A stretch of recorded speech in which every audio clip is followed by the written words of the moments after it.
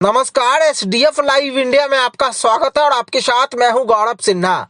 CM Nitish Kumar द्वारा जदयू की कमान अपने हाथ में लेने का वास्तविक कारण चाहे जो भी रहा हो, लेकिन ललन सिंह के इस्तीफा पश्चात पार्टी के राष्ट्रीय अध्यक्ष का दायित्व खुद नीतीश द्वारा संभालने के बाद से जहां राजद में जदयू के विलय की अटकलों पर विराम लग गया है, वहीं बिहार में कुछ बड़ा होने की संभावना भी प्रबल होती जा रही है। कहा जा रहा है कि जदयू के 12-13 विधायकों के संपर्क में राजद तो है ही, भाजपा के भी कुछ विधायकों को तोड़कर अपने पाले में करने की रणनीति को अमलीजामा पहनाने में राजद के रणनीतिकार जुटे हुए हैं। कहा जा रहा है कि जदयू और भाजपा के कुछ विधायकों से इस्तीफा दिलवाकर राजद बहुमत का आंकड़ा कम कर तेजस्वी के ताजपोशी की तैयारी में है।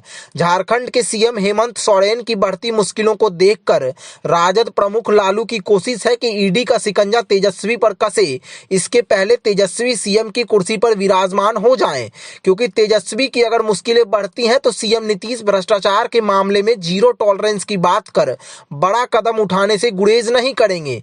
महागठबंधन सरकार की नींव रखने वाले राजद प्रमुख के करीबी ललन सिंह के इस्तीफा बाद अब नीतीश से तारतम्य बनाए रखना भी मुश्किल होगा।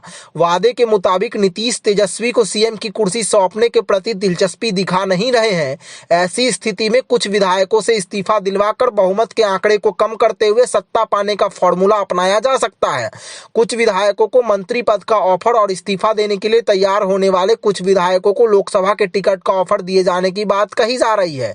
यही सब कारण है कि पार्टी की कमान अपने हाथ में लेते ही नीतीश की सक्रियता जहां बढ़ गई है, वहीं पार्टी को एकजुट रखने के लिए वह अपने नेताओं व कार्यकर्ताओं से लगातार मिल भी रहे हैं।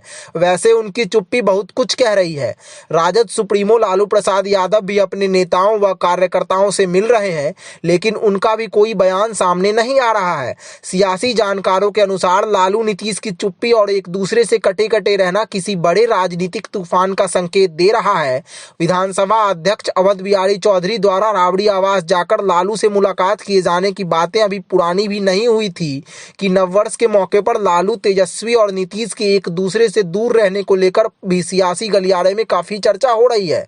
नववर्ष का आगाज जहां सभी ने एक दूसरे से मिलकर या शुभकामना संदेश भेजकर किया, वहीं लालू नीतीश इस मौके पर एक दूसरे से मिलना तो दूर सोशल साइट के जरिए भी एक दूसरे को शुभकामना देने के मामले में कंजूसी दिखाए। जबकि पूर्व मुख्यमंत्री राबड़ी देवी का जन्मदिन भी था। इस मौके पर जदयू कोटे के भी कई मंत्री 10 सर्कुलर रोड पहुंचे और राबड़ी देवी को बधाई दी।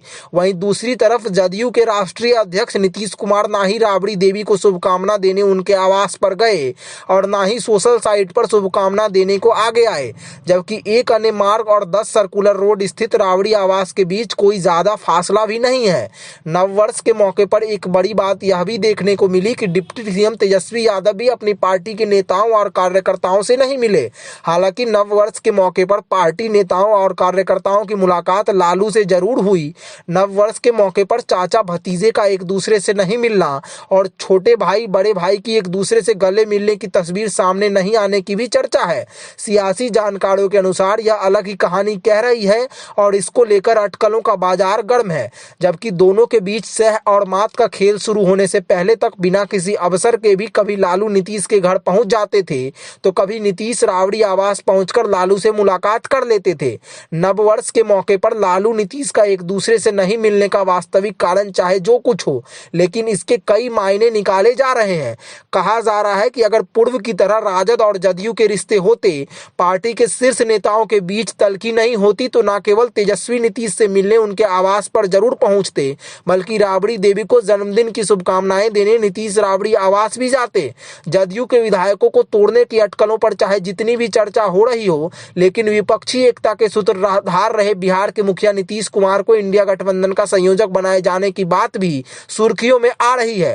कांग्रेस विधायक दल के नेता शकील अहमद खान द्वारा इस बात का संकेत दिया गया है कि इंडिया अलायंस में सीट शेयरिंग और संयोजक पद को लेकर मंत्रणा की जा रही है। इंडिया अलायंस के बड़े नेताओं के बीच वर्चुअल माध्यम से बैठक होगी और नीतीश को संयोजक बनाए जाने पर मुहर लग सकती है। इंडिया अलायंस के नेताओं के बीच वर्चुअल माध्यम से होने वाली बैठक का फलाफल क्या होगा यह कहना तो मुश्किल है, लेकिन जदयू के मुख्य प्रवक्ता नीरज कुमार ने इस मसले पर बहुत सधा हुआ बयान दिया है। उन्होंने कहा है कि वह लोग किसी पद की लालसा नहीं रखते हैं, उन लोगों की इच्छा है कि सभी एकजुट होकर चुनाव लड़ें। दूसरी तरफ बताया जा रहा है कि लालू तेजस्वी तेजस्वी की बड़ी पहल पर नीतीश को इंडिया गठबंधन में संयोजक बनाए जाने की चर्चा तेज हुई है। वैसे कहा यह भी जा रहा है कि कांग्रेस के युवराज राहुल गांधी को यह लग गया है कि विपक्षी एकता के एक तरह से जन्मदाता कहे जाने वाले नीतीश कुमार अगर इंडिया अलायंस से बाहर निकलकर एनडीए की ओर मुड़ गए तो विपक्षी एकता का कोई मतलब नहीं रह जाएगा।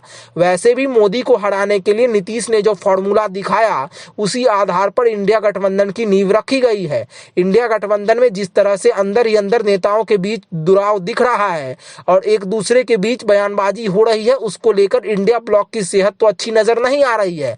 ऐसी स्थिति में नीतीश संयोजक पद कबूल करते हैं या नहीं यह तो देखना होगा, लेकिन नीतीश अगर संयोजक पद स्वीकार कर लेते हैं तो तेजस्वी के लिए सीएम बनने की राह आसान हो जाएगी।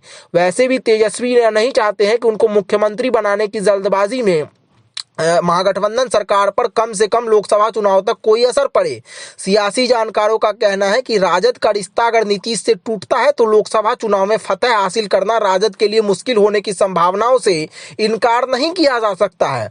वैसे लोकसभा चुनाव में राजद के पास खोने के लिए कुछ भी नहीं है और कुछ बड़ा पाया तभी जा सकता है जब नीतीश के साथ राजद की गठबंधन रहे। दूसरी तरफ नीतीश के लिए मजबूरी है कि जदयू के अधिसंख्य सांसद और विधायक एक बार फिर एनडीए के साथ मिलकर चुनाव लड़ने की वकालत कर रहे हैं।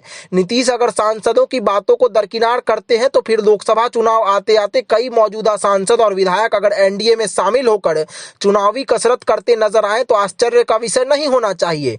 कुल मिलाकर कहा जा सकता है कि लगभग 18 वर्षों से पाला बदल बदल कर ही सही मुख्यमंत्री की कुर्सी पर विराजमान रहने वाले नीतीश के लिए स्थिति परिस्थिति उतनी अच्छी नहीं कहा जा सकती है जिस तरह की स्थिति उनके लिए पहले तक रही है। नीतीश के लिए धीरे धीरे करो या मरो की स्थिति उत्पन्न होती जा रही है। हालांकि राजनीति के चाणक्य इतनी जल्दी हार मान जाएंगे ऐसा दिखता नहीं है, लेकिन यह देखना दिलचस्प होगा कि खरमास तक बिहार में क्या कुछ होता है और राजनीति के चतुर खिलाड़ी किस तरह का मास्टर स्ट्रोक खेलते हैं। धन्यवाद।